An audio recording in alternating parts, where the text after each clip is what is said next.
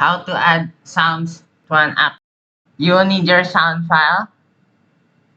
Next, you need a node called Audio Stream Player. You can search it at the search bar if you can't find it.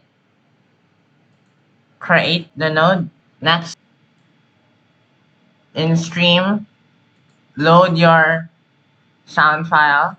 In our example, we are going to use a button, and when we're gonna press it, it will play the sound. So let's make a script.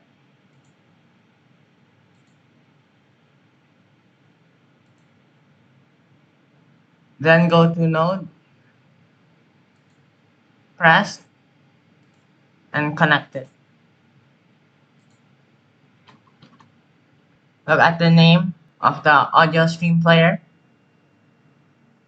Let's make the parent control.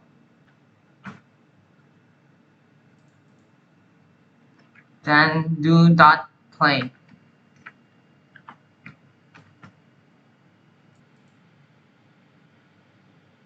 To make sure that this isn't gonna loop, select the sound file and look at here. The loop is on, so I want to disable that.